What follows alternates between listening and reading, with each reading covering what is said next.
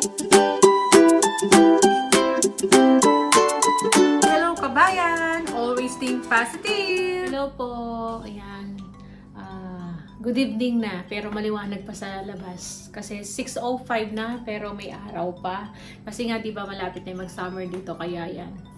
Medyo, mahaba yung ating, may araw. So, meron tayo kasing meron akong gustong i-share sa inyo. Ayan, na-excite naman ako. Although alam ko na to, sa akin ng mga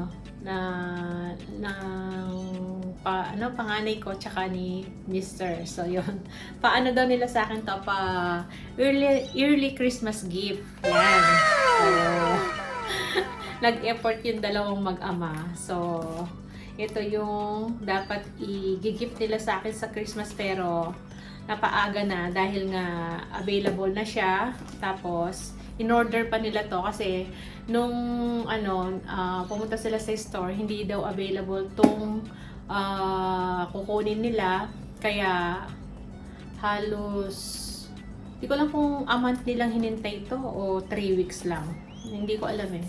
So nandito yung mga papel, ayan, discuss sa akin ni Mr. kung magkano inabot.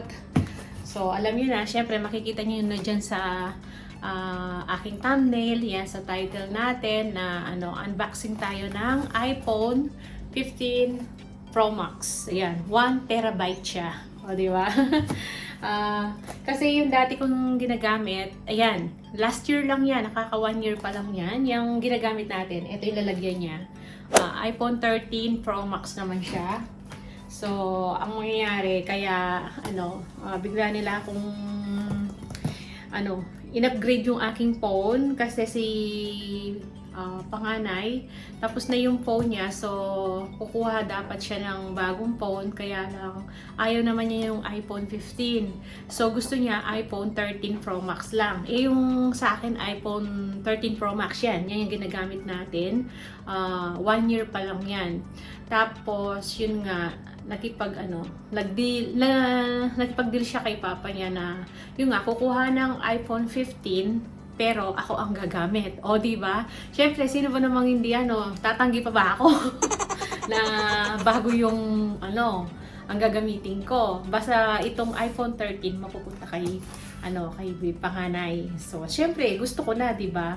So, ang nangyari, yung dalawa, ayan, mag-share sila. So, parang na nila sa akin to, gift na nila, early Christmas gift daw. Ayan. E di syempre, pumayag na ako, bahala kayo, sabi ko sa kanila. Hindi ba mabigat? Sabi naman ni Mr., hindi naman daw mabigat sa bulsa kasi tapos na lahat halos yung mga phone na binabayaran kay Bunso, tapos yung kay panganay nga. Kaya yun, naisipan na kumuha nito kasi nga, lalo na daw nagbablog ako, parang maganda daw yung camera ko. Although maganda naman tong iPhone 13 Pro Max ko eh. Kaya lang gusto ni panganay. So sa kanya mapupunta yan. And then tong bago na dapat sa kanya, eto mapupunta sa akin. So kung bibilhin mo daw to ng cash, siya eh. Pag cash, eto, $2,899. Kapag installment, ganun din siya. $2,899. Same lang. So, walang interest. Kasi nga, di ba, dahil member na matagal na member si Mr. sa Vodafone. Tapos, yan, nakaplan naman lahat yung mga phone namin. So, kung ika-cash mo siya, same lang naman, $2,899. Tapos, pag installment for 3 years, ganun din naman ng same price din. So, ang ginawa na lang nila, maghahati na lang sila do sa monthly. Ang monthly niya, pag installment, $80.52. O, diba? Hindi na siya mabigat sa sa bulsa. Ayan, tigpo $40 sila. O, diba? Sabi ko nga, pag may pera ako, pwede naman ako mag-share. O, diba? So, kinuha na lang nilang 36 months. So, 3 years. Kasi kung kakash mo naman ito, o kaya magda-down ka ng 1,000 or higit sa 1,000, ganun din naman, wala namang interest, diba? Sayang naman, magagamit mo pa yung ipangkakash mo. So, ang ginawa nila yon 36 months to pay siya. Tapos, ang monthly lang niya, $80.52. So, sabi ko, yun, natuwa naman ako, ako palang gagamit ng bagong, kung ako lang kasi, okay na ako dito sa iPhone 13 Pro Max ko. Kaya lang, yun nga, ako na daw ang gagamit ito kasi nga, yun, sinusuportahan na nila yung pag-vlog ko. Kung dati, ayaw nila akong mag-vlog, nahiya sila. So, ngayon, yan, nasusuportahan na nila ako. Diba? May bago tayong So, i-unbox na natin yung ating iPhone 15 Pro Max 1 terabyte. O, diba? Kasi itong dati, iPhone 13 Pro Max ko, ano yan? 512 GB. So, doble siya. So, ito, 1 terabyte naman siya. Kasi nga, diba, lagi tayong video ng video. So, napupunuan din ako. So, yun. Kaya wala silang stock nito ng 1 terabyte, kaya in-order pa. So, yan. Ito na, yan na natin, ang box na natin. Kaya thank you so much pa at kay Panganay. Mainit-init pa to. Pinikap ni Mr. kanina tsaka ni Busuto. Ito yung resibo. Katunayan na na-pick up na nila. Confirmation of collection. So, hindi ko rin aaralan ko pa to kung parehas lang naman din sa iPhone 13 Pro Max. So, tingnan natin. Oh, ito na nga. Box lang pala siya. So, wala na laman. So, ito. Ito yung kulay niya. Oh, diba? Ayan. So, dito natin tanggalin.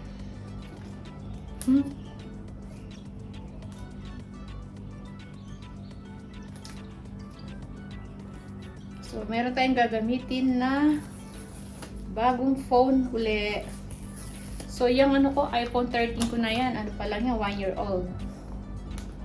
Kaya lang, gusto ni Panganay sa kanya na daw yan. So, yan. Oh, maganda rin pala yung kulay niya. Ano bang kulay ito? Yun. Oh, may pala siya, oh. Ito, yung charger niya. Pero kailangan kong bibili nung pinaka parang adapter niya, di ba? Ito. Kamukha lang nung sa iPhone 13 na ganito lang siya. Yan. Tapos bilhan mo na lang siya ng Tapos, ano to? Manual niya ba to? Ay, manual.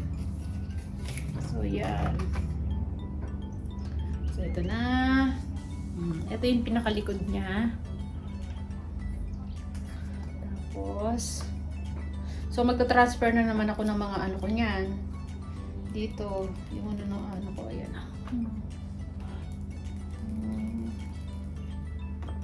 Yun.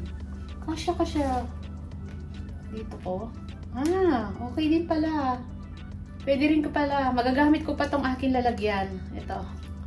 Yung aking casing sa iPhone 13. So, saan ba yung nito? Power. Yan. Medyo mag-ano pa tayo. Same lang naman siguro to. Diba? Ayan siya, oh.